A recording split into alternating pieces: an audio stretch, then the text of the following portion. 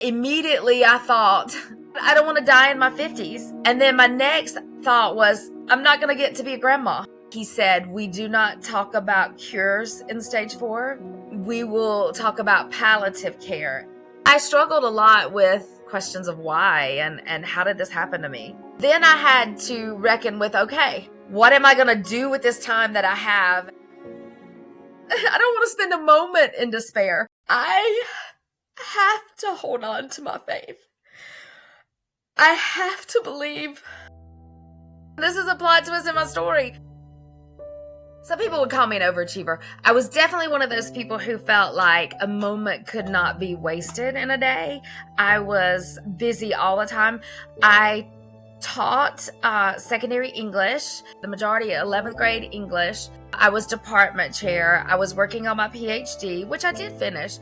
I have 2 grown sons. They're now 27 and 22. We were just very active. I didn't slow down at all. I was diagnosed on July 12th, 2023, and I remember the date because it was my husband's 58th birthday. I had recently visited my OBGYN. I saw her at 50. She told me I needed to have a colonoscopy. We had just started going back, opening up after COVID. And so I didn't get a call from them. So when I went back at 51, she said, did you not get a colonoscopy? And I said, no, they never called me. And she said, no, we're going to take care of this right away. The nurse called. She said, we have an opening on July 12th. My husband happened to be there. And I said, it's your birthday. And he was like, no. He said, go get it done. It was my very first colonoscopy ever. And I woke up from the medicine and the doctor said, we found cancer. And I was real silly about it. I was like, how much is this going to disrupt my life? And he said, oh, this is definitely going to disrupt your life. I tell everybody there were no signs. I did battle constipation. However, I have battled constipation most of my life. It was nothing new. And I was reaching the age of perimenopause. Later on, I found out that smaller, they call it pencil-sized stools, are an indication of colon cancer. When I look back, I can say, well, yeah, I did notice some of that, but I was not aware that that was an indication of colon cancer.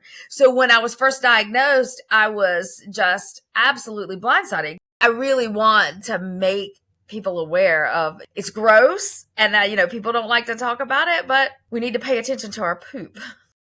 When I met with the surgeon the first time, and he was wonderful to me. I sat in the office with him across from me, and my husband was beside me, and he said, it is stage 4 metastatic cancer.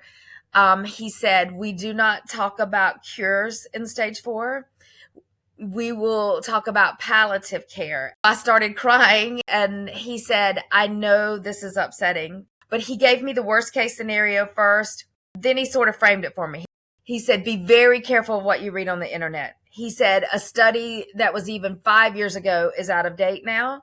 There are so many new treatments being created every single year. He said, you clearly have a good support system with my husband being there. He said, what happens from here on out depends on your attitude and the approach you take.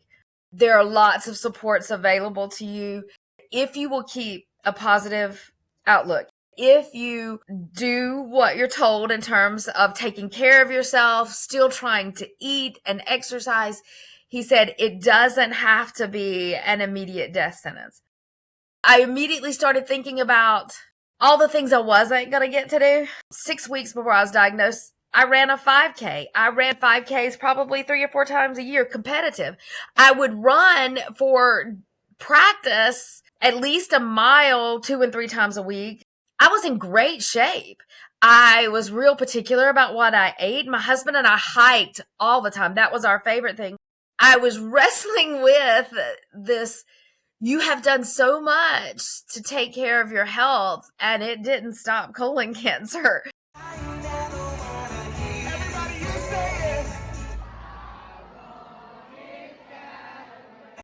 I tell everybody there's no way, I don't think I would have done as well as I have done had he not been supportive.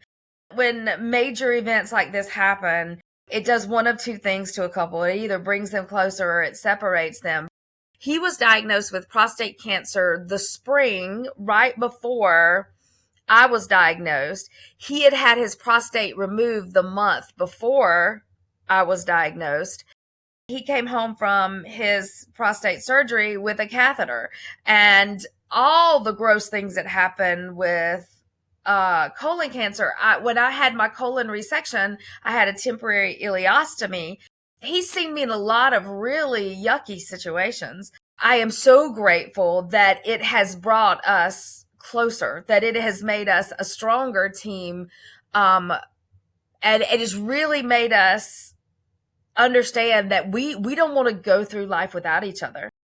We've just agreed that no matter what happens, whatever news we get medically, we don't do anything until we talk in person to Jordan and Joel, our sons. My older son is the one who stuffs his emotions. So he listened real quietly and just said, yeah, okay. Didn't let me know how he was feeling at all. We told my younger son, when we went to see him play ball in Virginia, he's a pitcher.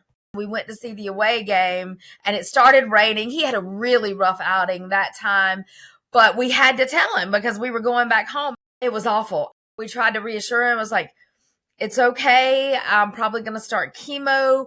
We want you to stay and keep playing. When the chemo got really rough, he would talk to my husband on the phone without me. He would say things like, do I need to come home? And my husband said that he would tell him, I will let you know when it's time to come home. But she would be so upset if you gave up baseball to come back home. I despise chemo.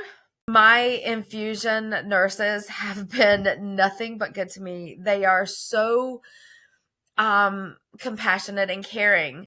I only had 5 days of radiation. They did radiation right before my colon resection because they said that would improve my chances of not having a recurrence. I am very fortunate and grateful that my ileostomy was able to be reversed. But chemo, I have been through 3 series now. The first couple of times that I had a chemo treatment, it wasn't horrible. I got a little sick to my stomach. I did have diarrhea. But while I had the ileostomy, I went through my second series they call adjuvant chemo. They were hoping just to prevent recurrence. And it has worked for the colon. That has some really yucky side effects. I now have neuropathy. My feet especially. I have some in my fingertips, but mostly in my feet. Oxaliplatin also causes cold sensitivity. So you can't drink cold drinks. I mean, it literally sends like electric shock waves in your mouth when you go to drink something. The cold sensitivity got so bad, we tried to do an oral chemo. Then I had what they call hand and foot syndrome. And I got to the point after a few weeks of the oral chemo where I could barely walk. I would go see my son play baseball. I would stay in the car. And then my husband would drive me to the front and help me walk to the seat. My feet were in such pain and so tender, and they were peeling. When I went back to my oncologist, he told me, he said, you look clear now. And he said, come here. And he pulled me up to the screen, and he had changed my diagnosis from palliative to curative. I called Joel first in West Virginia and told him that they had moved it to curative, and I could hear him crying, and so I'm gonna cry thinking about it. But then we got home, and I waited for my older son to come in from work, and got him in the living room and told him that it had been moved to curative, and he said, "Good." And he went to the bathroom, and I heard him go, like I said, he's the one that stuffs his feelings. My older son moved home at first. He moved home to stay. And he never said outright that it was because I was in chemo. But for the first year of my chemo and surgeries, he lived at home. that next summer, after I had had the surgery and it looked much better, he moved back out.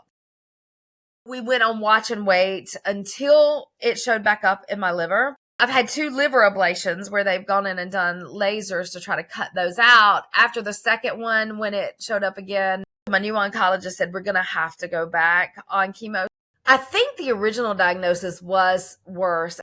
The original diagnosis threw such a curve in my life. My husband would probably say a U-turn. It was so unexpected. It derailed my expectations for my life in such a way.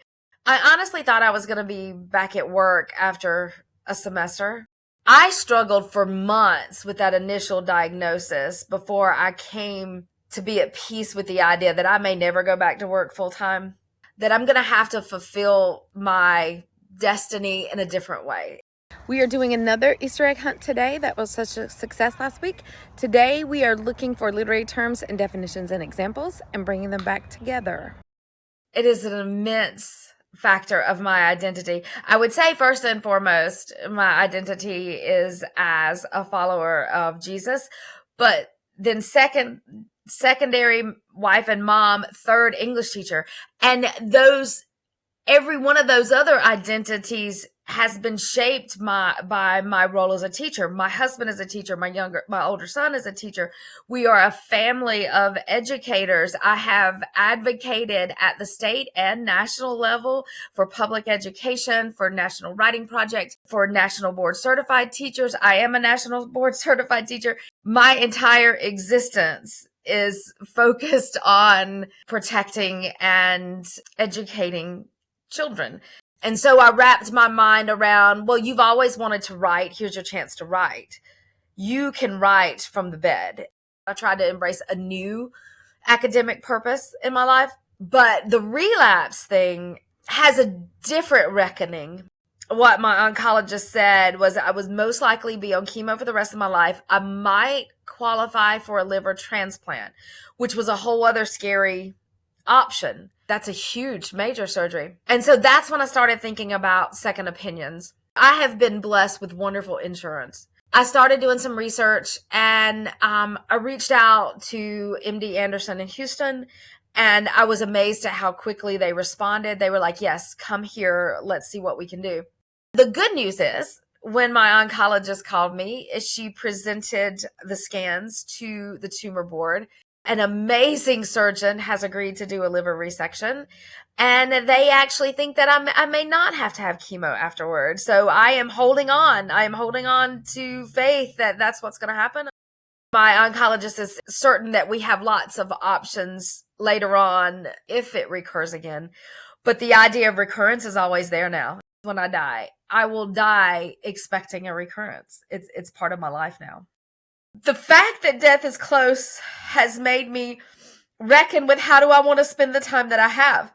What am I going to do for other people who are going through this?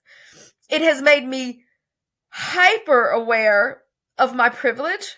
I am able to stay at home and focus in on my health and doing what I want to for the rest of my life because I was a public school teacher who built up retirement funds and has really good insurance. I am just driven to shout about the injustices that exist in our healthcare system.